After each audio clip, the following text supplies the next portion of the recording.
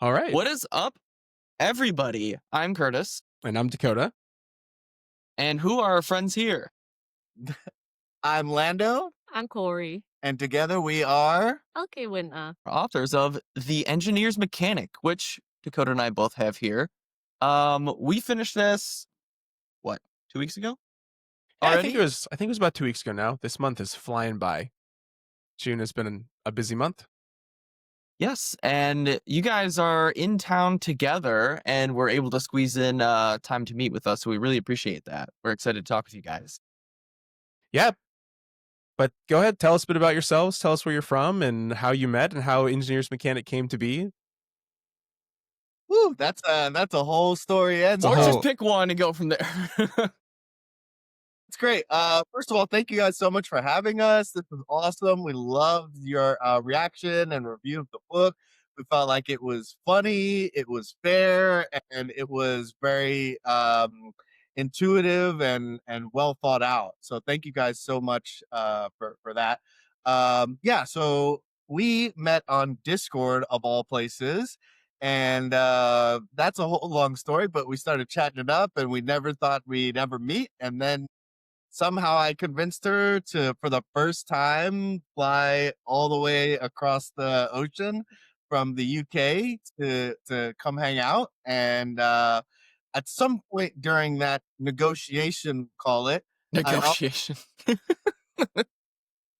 I also said, "Hey, I'm writing a book. Do you want to help me with this?" Yeah, pretty much. I mean, when he says the first time, I didn't even have a passport. And I just decided to get a passport and fly. I flew by myself, 3,500 miles, first ever flight. So he must be, Dang. there must be something. Maybe let's not call it Wow. negotiation because that sounds weird. That's incredible. I can't believe you didn't have a passport. And then you're like, you know what? This is the time. Something told you to go, and I think you made the absolute right decision. Yeah. Feels like I had. It was like, I'm supposed to be here. This is like home now. So, yeah. That's incredible. That is incredible. Internet is a crazy place, isn't it? The world of 2025 is. We met on Discord, and I love that. That's so wholesome. And then wrote a book together. It's not like we just met. We're like, oh yeah, now we also wrote a book together. And an awesome book too. Exactly, and a great book. Thank you. Thank you. Thank you. Yeah, I think you asked about kind of how that got started. I had already wrote maybe I'll say like 60% of the book, and I really wanted to. I don't know if this is spoiler free section or what, but I really wanted a female perspective for one of the female main characters. And so at first it was just, hey, do you mind thinking about maybe writing some of the stuff? And then it turned into like not only her writing her part, but then us going back and re-looking at mine and working on that together and editing that together. And I think she read it. I think she has like the record right now. She read it in like a night. That's what I was going to say. Okay. Dang. Actually, he was like, I'm writing this story, and I'm like I don't really know this guy. He says that he's writing. I'm like, okay, like he seems intelligent. I'm sure it's fine. I'm like, okay, let me read it. Smashed through that so fast. I was asking questions. Obviously, there's like a 5-hour time difference, and I stayed up till the early hours to read the book, and it was great. So yeah, I was like, I've got to get in on this. Dang it, we thought we read it fast. Yeah, wow. It was at that point though, so Yeah, it wasn't quite what it is now Yeah. for sure, which is even more like nervousness on my part. This is pre-editing. This is like, this is like make or break. Like if you're like a SoundCloud rapper and you're like, do you want to check out my mixtape? And it's like, Yup. that's make or break right there. If he doesn't like that, like, Yeah, that's some self-confidence to share your manuscript. yeah, it would have been really awkward if it wasn't good. Yeah. I'll help you write this, but we have to start from the beginning. This is great. No, I think this is good, but we could make a lot of changes to make it even better. absolutely.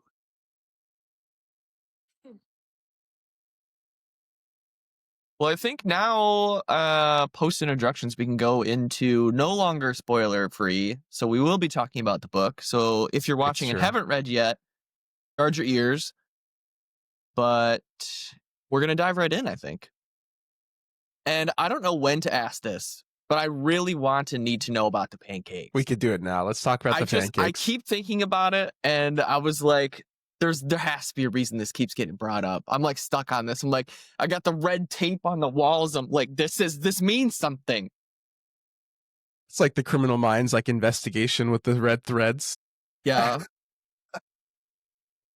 Yeah, so I'll field that one since it was kind of my idea. So there are a couple things in the book that I guess you could consider like Easter eggs. They're not really Easter eggs. They're just me like having my own inner like dialogue with myself about like, okay, we're 100 years in the future. We're living in this completely cyberpunk, solarpunk, like utopian society.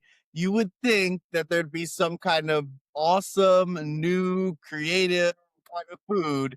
And I thought it would just be funny if what they ended up with was pancakes. Like that seems to be the easiest thing for them to create with the food printer.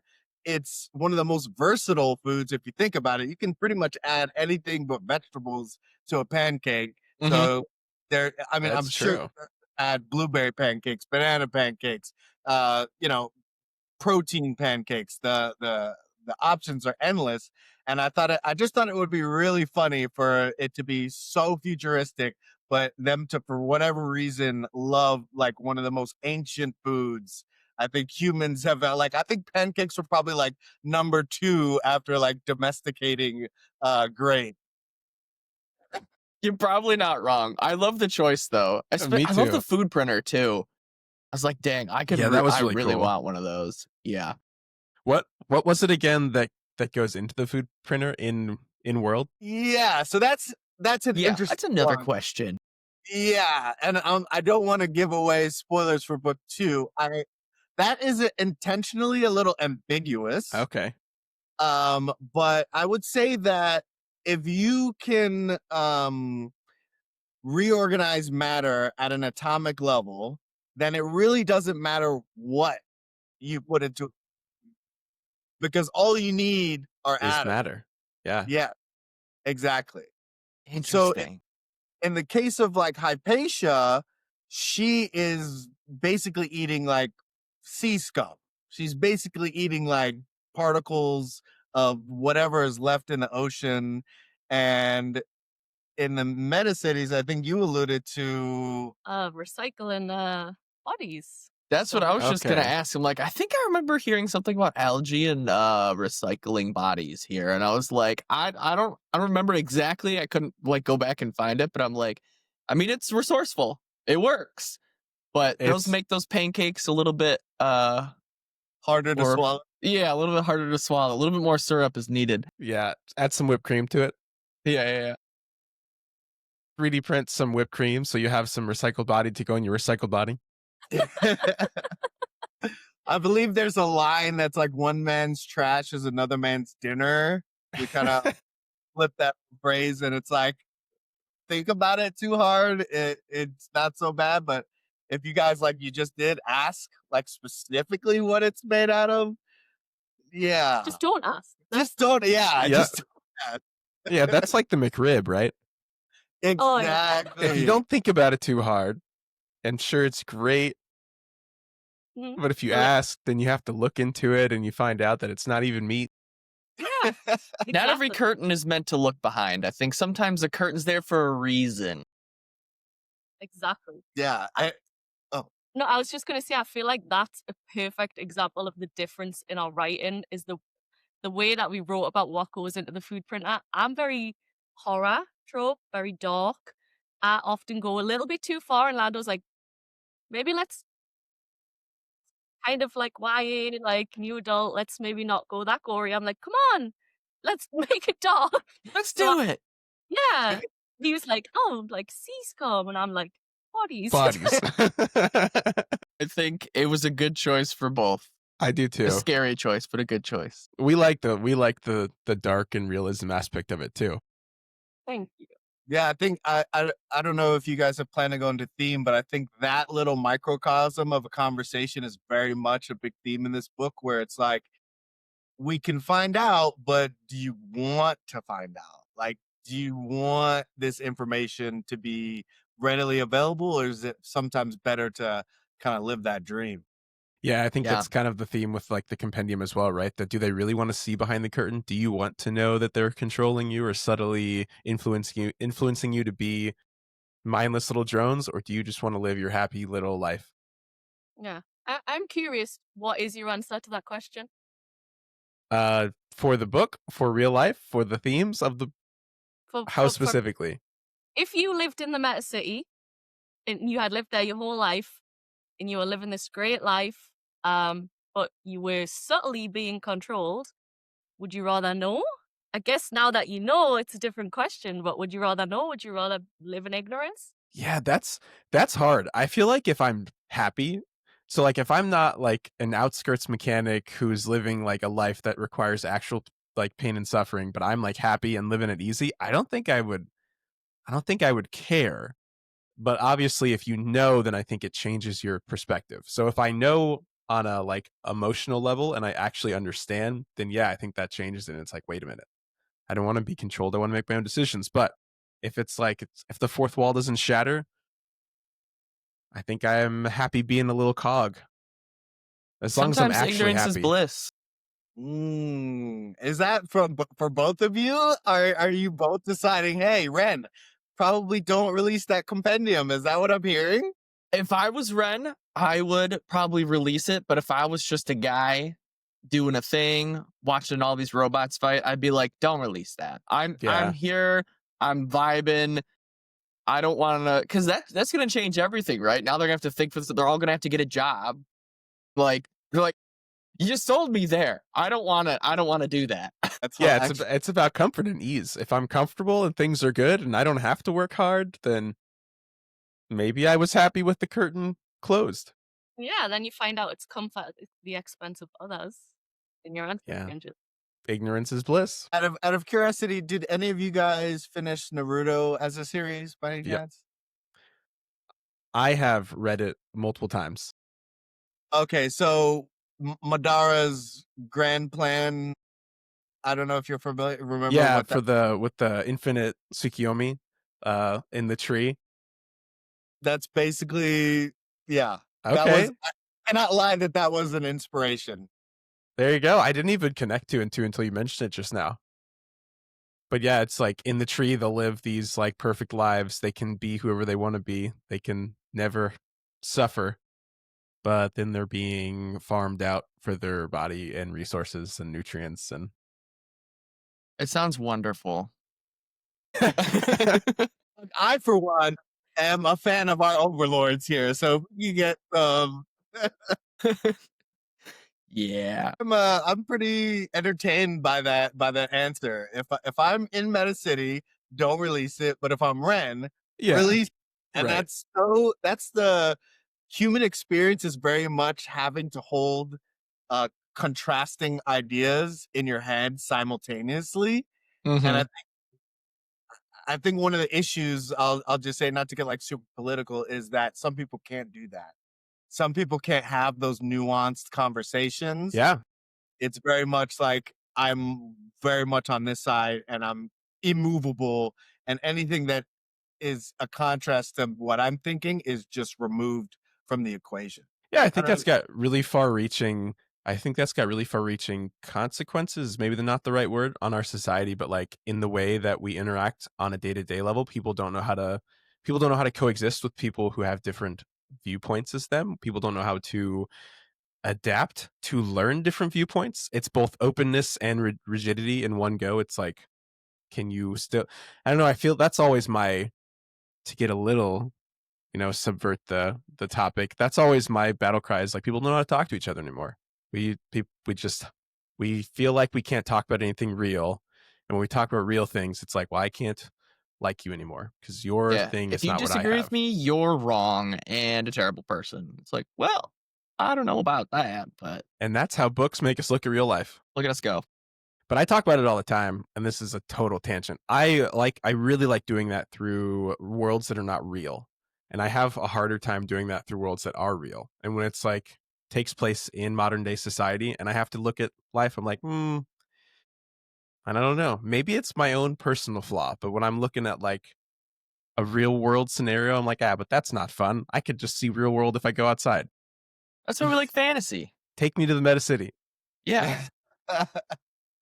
Yeah. Yeah, no, I completely agree. It's a little easier when you're disjointed, and I think that's why speculative fiction is so much fun, because I can take this world, and really what I tried to do was, it's called All Too Real Future, where you basically have exactly our world, our history, and you just speculate 100 years out. I think a lot of other sci-fi is so far out that it's so disjointed. If you look at Dune, that's thousands and thousands Yeah. of years. And if you look at even Star Wars, that's thousands and thousands of years ago. And so there's in my mind, there's not a lot of speculative fiction that has like a space opera feel, but that's right here, right now in recent time. 100 years in the grand scheme of sci-fi is nothing if you think Yeah. about it. Yeah. That's true. That brings up another good question though about themes. How did you come up with your themes? This is really a multifaceted question, so I'll ask a lot of it and you can just answer it however you want. But as for the creative writing process, are you going into your story with themes, or are you going into your story and then exploring the story as you write it? So themes beforehand, or telling the story and developing themes while you're exploring the world yourself? Yeah, so the first one was pantsed. Don't know, pantsing is basically flying by the seat and writing whatever that comes to mind. So the first one was very much that for like the first, I don't know, 40-50% of the book. Was just me kind of having fun with the idea of these. It actually started with the innovations. I don't know if you guys remember, there were 3 innovations. Yeah, I remember that there were 3 innovations. I don't know if I remember what they were. Transportation, robots or something like that, and I don't know, pancakes. I don't remember what the third one was. The third one, I believe, is like biological upgrades and things like that. Oh yeah, okay. Or you could consider it medicine as well. But yeah, so the idea was to kind of have a video game around those 3 innovations. One racing game, which would be the O Racing, one fighting game, which would be like the robot fight leagues and the human fight leagues. And then the third one I was thinking would be something with robotics, maybe like espionage kind of thing. Like I don't know if you guys remember like Tenchu, or like I guess Assassin's Creed would be like Like the Animus. yeah, exactly. Yep. Okay. Exactly. And then it would be like Grand Theft Auto, and that it's all one game, but you can choose like which way to go with it. Pick your Um, path. Pick your path, exactly, and you get upgrades, blah blah blah. Anyway, so that was like the original idea, and I'm like, well, I need to write a backstory for this, and then it just spiraled out of control, and I was like, whoa, there's 8,000 words here. This is like almost. And then yeah, I passed it off to her, and she was like, yeah, it's a book. I think that's what came in, was when I kind of came in, because I'm not a pantser at all. I like to fly. And I'm like, okay, we need something here. And I think I was researching and came across solarpunk. I don't know if you've heard of solarpunk before. I haven't heard of solarpunk. Solarpunk is it's futuristic. It's basically incorporating futuristic technology with the natural world. So sky rises with plants and everything like this. It's very natural. I am a complete plant nerd. So I was like, Wait, if mama. it gets in, that's me. I was like, let's bring it in. So Vertical farming. yeah, we researched a ton about solarpunk, and Lando's original idea was very much utopia. He does not like dark fiction very much. I struggle to get him to watch the things that I like to watch, because he's like, it's so depressing. I don't like this. I just want them to be happy. I just want everybody to succeed. And it was supposed to be utopia, but it was interesting as we wrote.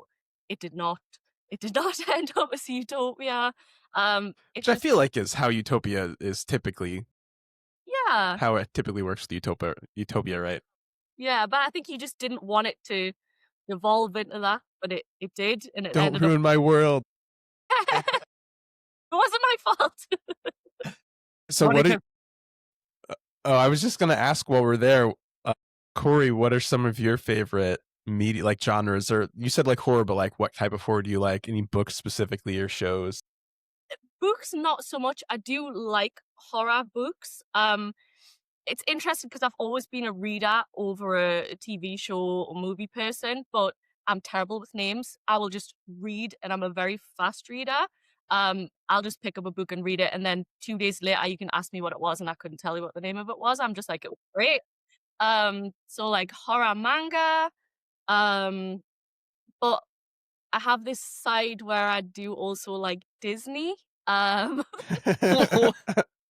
That's like the two sides. It's like Bridge is Nightmare Before Christmas, and that's it. That's the only way to get over there. like that's it. That's exactly perfect. Mm-hmm. I do game a lot. I used to be more horror gaming. Amnesia, the whole Amnesia series was like my big thing. Outlast, Resident Evil, zombies is my jam. Anything zombies, I will eat that up. Absolutely obsessed with zombies. But now it's more cozy gaming. Stardew Valley and Harvest Moon and The Sims. So That's a big shift. Yeah, that's a to big go from shift. like I've played Outlast. That was a terrifying game. I don't like being scared. I won't watch scary movies. I just played that on a whim. I'm like, I am terrified. And then to go to Animal Crossing or Stardew Valley. You'd yeah. probably like Girl with All the Gifts if you've ever heard of that one. Oh, I've heard of it. I have not read it or seen it, but I do know what it is. I think we were going to watch it at one It point. is zombies, and I think it's a show too. Yeah. Hmm. Yeah. Yeah. I think they just came out with a prequel book for it. The Oh, Boy yeah? on the Bridge or something like that. Okay, I'll have to check it out. But You did go you to read did you read like Berserk? I did not. You did. Yeah. There we go. I did like anime. Mainly Studio Ghibli movies. A lot of what I would say like as independent movies or like Your Name, I Want to Eat Your Pancreas. The ones that make you sob your heart out. Your Name's a good one. The Yeah. music in Your Name was Yeah. it's very good. Metal. Belle. We watched Belle. Have you seen Belle? Mm-mm. Oh, it's how would you describe it? It's like Is it? city pop-ish Yeah, vibe. yeah, Uh, like cyberpunk. yeah, very pretty. It's like a Disney cyberpunk movie. Yeah, Oh, that's cool. I'll have to Okay. check it out. yeah, visually stunning. But yeah, and then Lando introduced me to a lot of anime. I had never seen Dragon Ball, and we watched A classic. the whole of Dragon Ball. Dragon Ball Z. What else did we watched? The movies, every movie. Of course. That's a Yeah. real How education. can you not? Yeah. I love it. Immediately, I was like, this is perfect. This is immediate, like immaculate media. This is like my favorite thing. So Yeah, there's definitely two major shout outs to Dragon Ball as far as technology. Metatank and Credentials, absolutely inspired by Okay. May he rest in peace. Credentials are they the scouter? There you go. Exactly. Yep. There we go. Now you've made my head. Now I'm gonna see it in my head every time. I'm not gonna be able to not think about it anymore. That's what I hope for. Yeah. I feel like a lot of people come away with different ideas of what the credentials look like, and I kind of like that because it's like if you're in that world, are you going to describe to somebody like what a cell phone looks like? They're all going to be like a little slightly different. They're all going to have, but they're still basically the same idea. But you wouldn't say like my cell phone has a screen. Like, duh, everyone Yeah. knows your cell phone has a screen. It's the same thing with credentials in that world. It's just kind of like ubiquitous, I think is the word. Yeah. That's cool.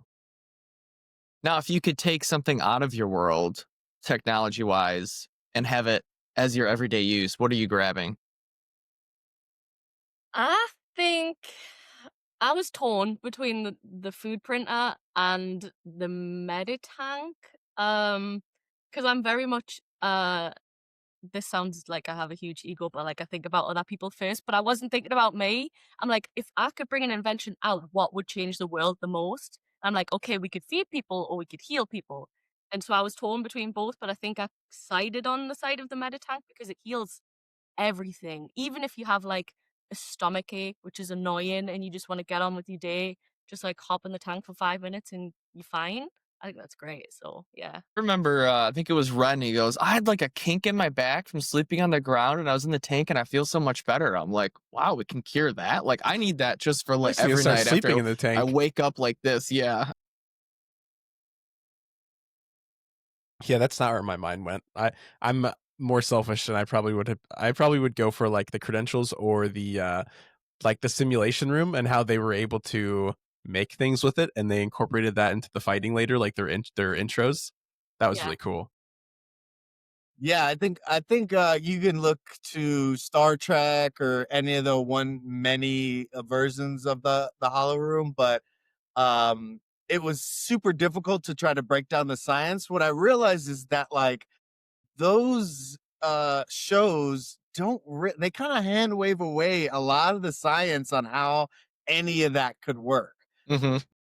And as I like dug into it, I was like, oh, there's no reason why you would be able to touch somebody in a hollow simulator. It doesn't make any sense how you would be able to interact or feel or smell or anything like that. Or be injured or attacked by a bear while playing the piano.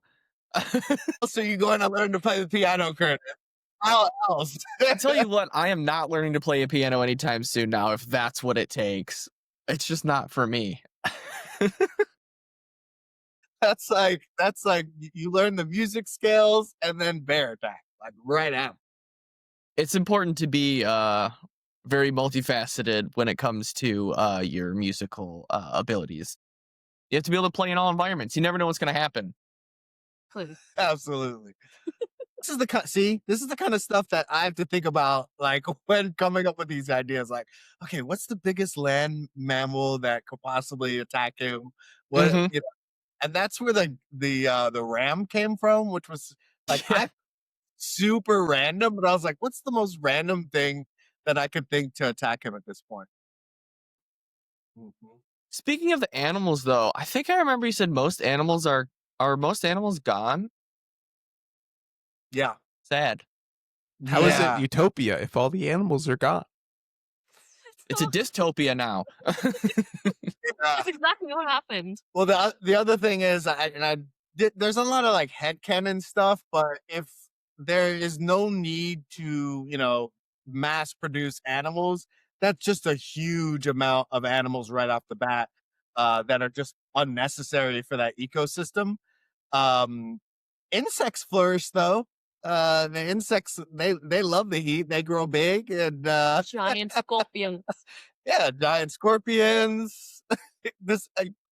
You guys don't want to live in the outskirts? We're I don't gonna have understand. to see some of Corey's horror in the next one, fighting some giant insects. Started it, so yes.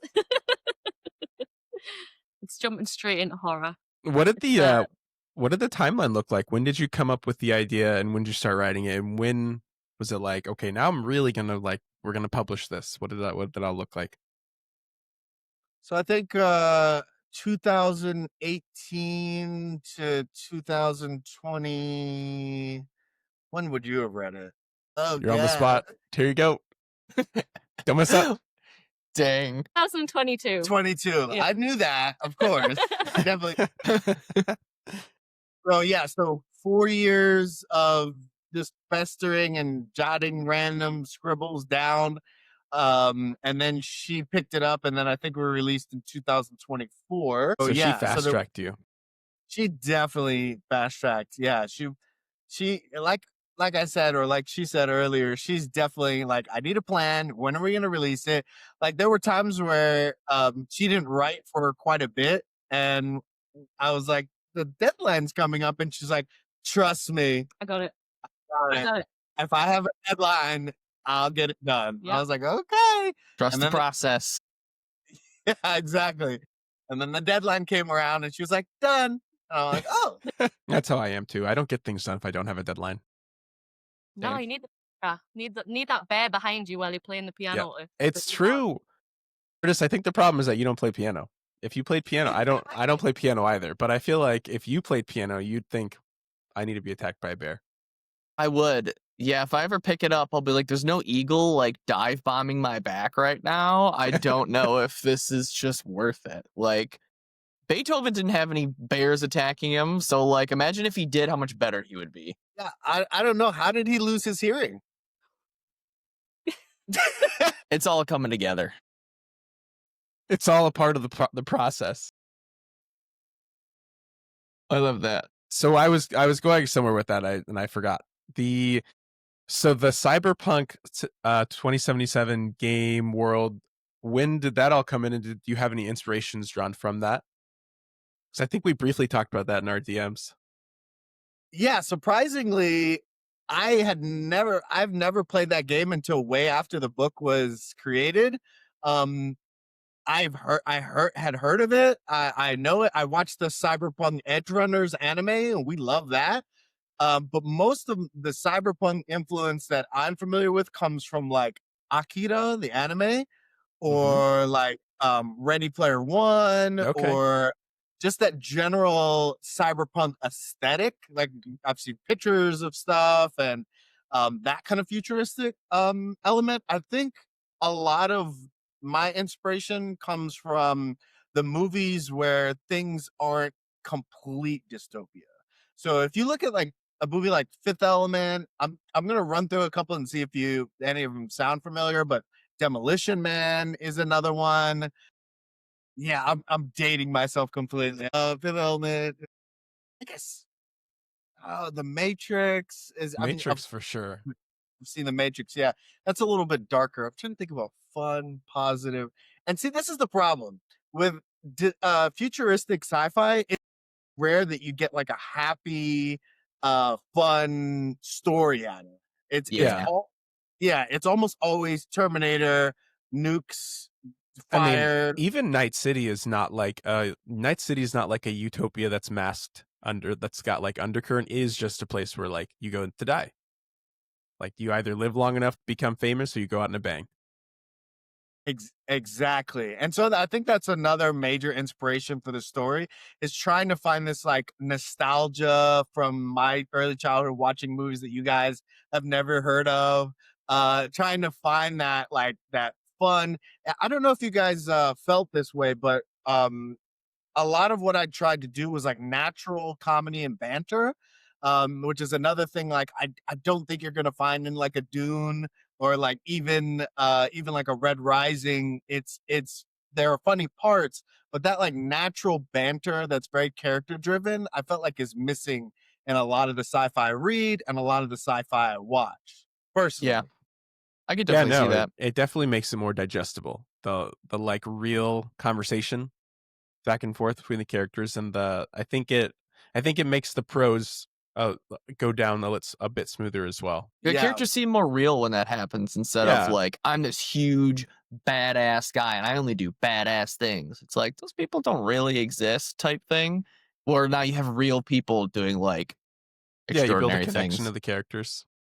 Yeah. Yeah, that's very much Ren for me, was very much like, okay, I need oftentimes to get the audience into the story, you need somebody who's a little clueless, who's a little like inquisitive, and that's very much me, and that's very much Ren.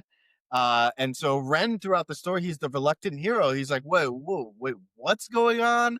Wait, who are you? Like, I've heard of O races. I've maybe seen a couple, but like, you want me to like help steer your plane or your jet, whatever? Like, there's very much that like I don't know what's going on in Ren, and I think that made it a little bit, like you said, digestible for people to get into.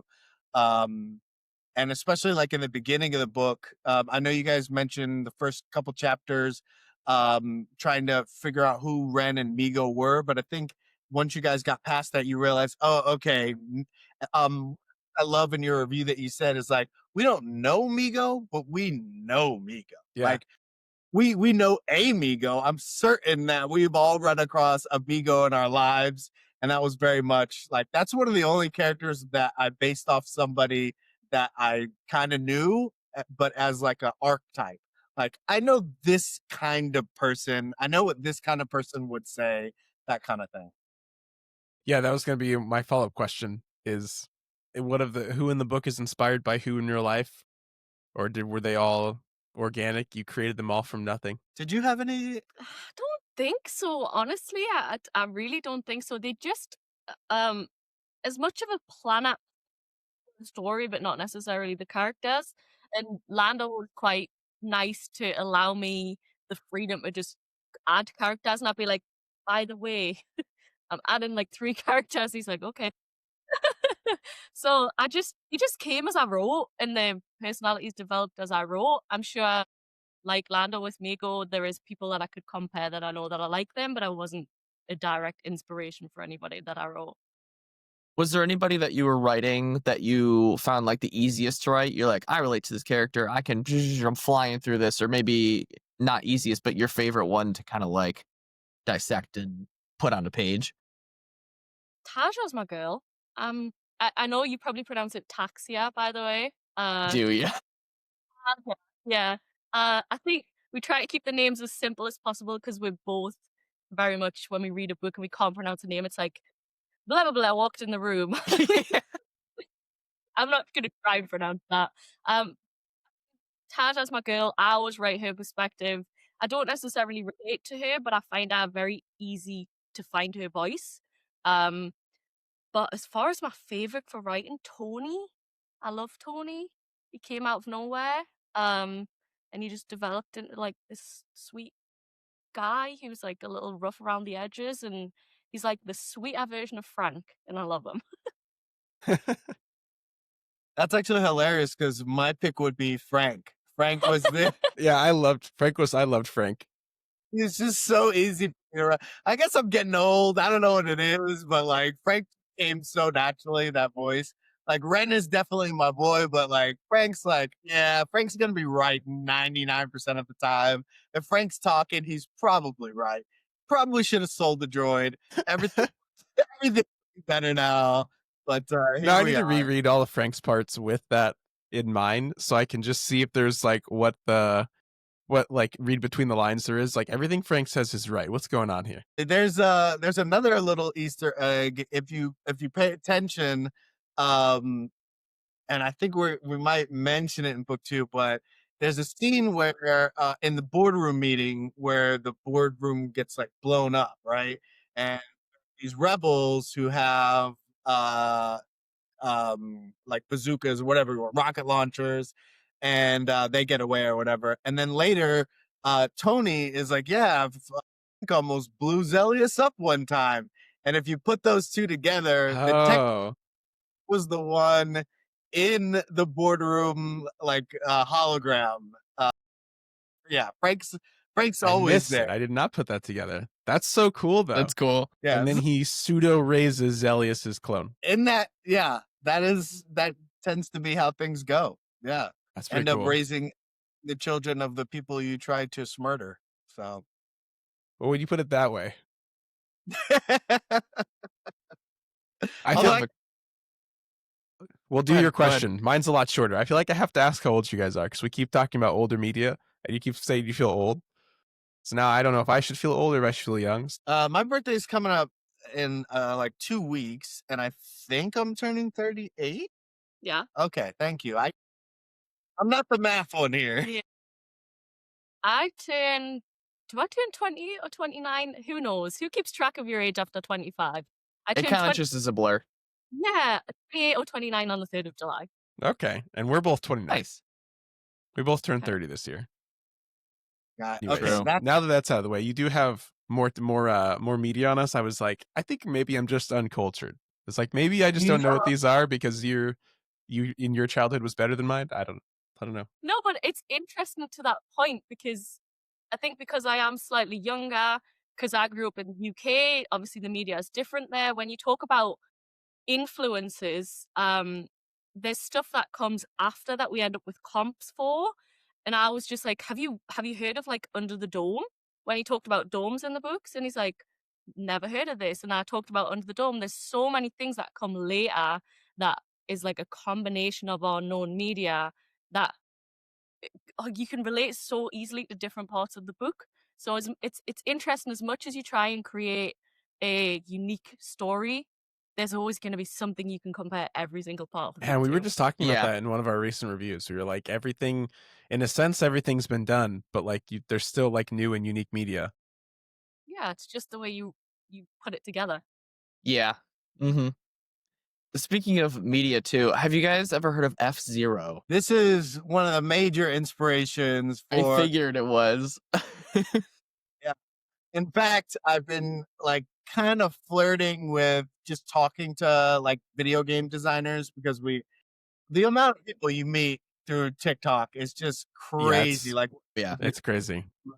yeah, and not only that, like, oh, I wrote a book and I'm also a video game designer and I also do this. I'm like, what do you sleep? Like, how is this possible? Or like, yeah, I wrote this book, but I also did all the art for it, and I also, go to conventions all the time. And I'm like, how? But oh, I totally lost my Video train. game designer? Yeah, but I was talking to video game designers and trying to get a feel for like what it would take to make that come true. And I was like, the only thing I can compare it to is like F-Zero, and they're like, oh, I never heard of it. And I was like, oh, Oh. How have you not heard of F-Zero? Yeah, that's like that is uncultured if you've never heard of F-Zero. Sorry if I Absolutely, hurt yeah, any fans' feelings, but go look it up because it's great. That was the Yeah. first thing I thought of with the racing. I was like, oh, I bet you this is like fast. Like F-Zero, like the screen's flying by, like, you have crazy like turns where you're like under the track and it's, that came out for like, and that was like GameCube, at least the first one I can remember. I don't know if it was on like the N64, but Wasn't there an even older one that was like an arcade machine? I played F-Zero on Super Nintendo. okay, yeah. That's dating myself once again. There we but go. yeah, Zero goes way back. I'm pretty sure there was an N64 version as well. I feel like there's Yeah. an arcade machine of it too. That like when you go to like There the might have mall or been. something. Mm-hmm. There's also a game called Wipeout. I don't know if you've heard Yeah. of that. Yeah. Yeah, it's very similar. Yeah. Yeah, Wipeout was very, I felt like futurist, like, because that was like a free game or something. It's like, oh, download it or whatever like that. And that's one where you can literally go like Mach 10 if you go fast enough, and like just, it's crazy. Absolutely. Yeah. I feel like that kind of game is kind of missing from the repertoire of like new release games that are coming out. Like, I feel like when I was growing up, it was like Need for Speed and Tokyo. There was a Tokyo game. What was that called? There were so many arcade games. Anytime you go to the arcade, Daytona USA and Yeah, there we go. Gran Turismo, and like there were just these classic titles that were racing based games. And I think it's like Mario Kart now, and like what's the one where they knock the ball around? Rocket League. Well, Rocket League. That's like the epitome now of like racing games. Isn't even a racing game. It's like a soccer game, basically. Yeah, Yeah, it's some sort of like weird niche mechanic that you have to learn. I have Exactly. family members that play like iRacing. They do like the Sims, the simulated ones, and I am awful at those. I'm like, give me something that is more like a video game and less like real life. But I would love to have like a new game that comes out that's like futuristic, like cyberpunk racing. That'd be cool. That's what I'm saying. That'd be cool. See, so like I have the backstory. We have like an interesting story, an interesting You have the world. lore.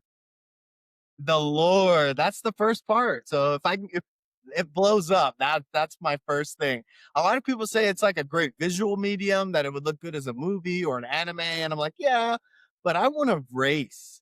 I want to be an That'd be racer. Yeah, or I want to fight robots. And I was trying, one of the things I wanted to, I don't know if you guys have seen like Real Steel, Yeah. but if Mhm. you have, you don't need to, because it's not a great movie. And that's what I was trying to like avoid with the Robot Fight League, is trying to give it that anime feel where it's not like what's that? Rock'em Sock'em Rock'em Robots. Robots. Yeah, Yeah. hopefully it was more like anime feel than that, but Yeah, that's what. I liked it. I liked it too. I'm sad though that we didn't get to see more because you done killed our guy so early. It was like, oh, How are we supposed to he'll have like. more races? I was like, he'll probably die like 80% and it'll be like a big thing. He died in the beginning. I was like, what have you done? Yeah, neither of us saw that coming.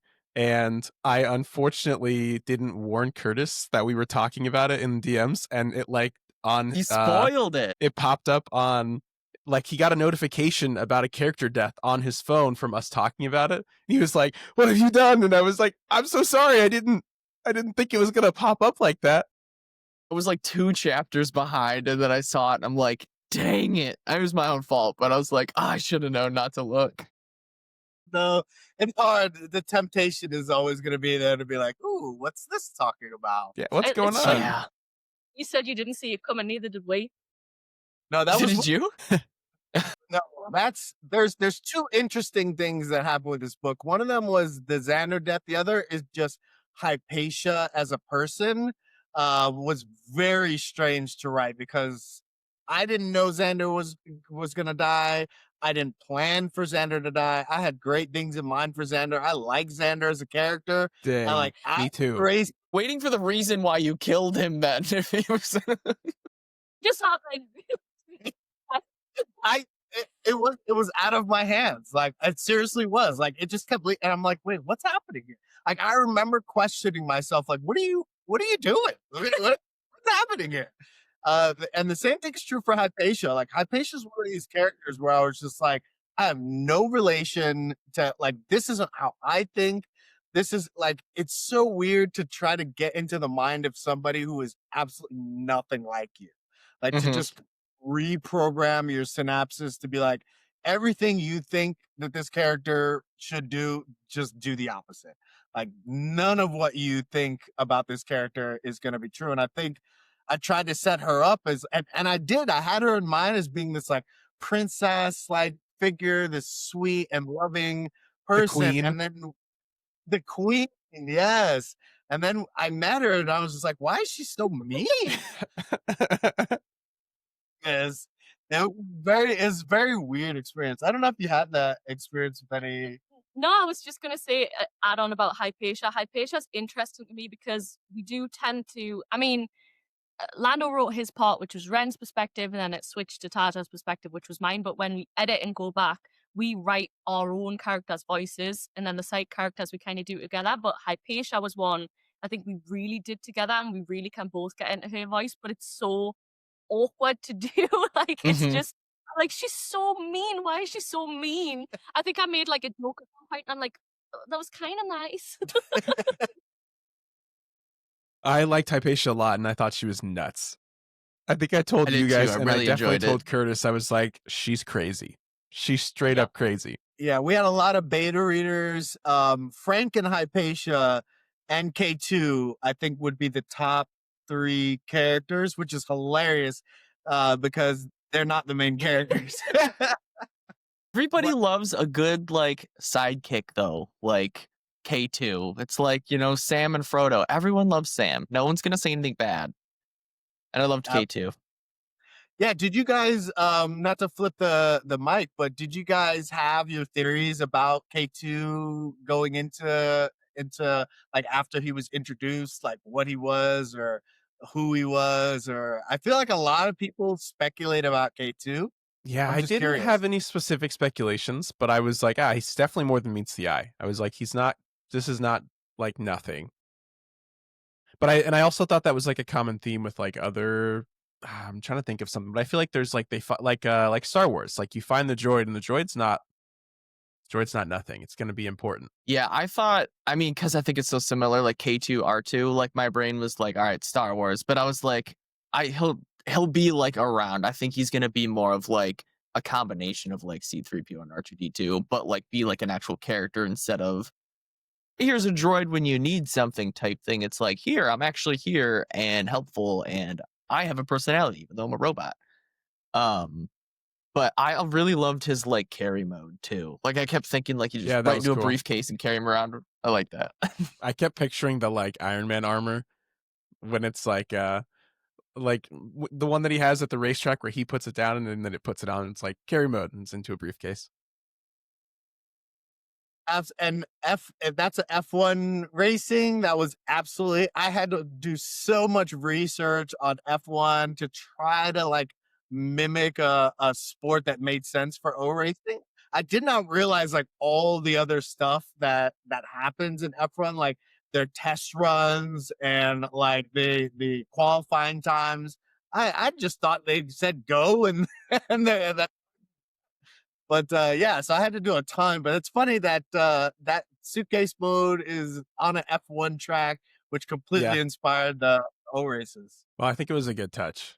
I liked all the racing stuff. It was really fun. It was really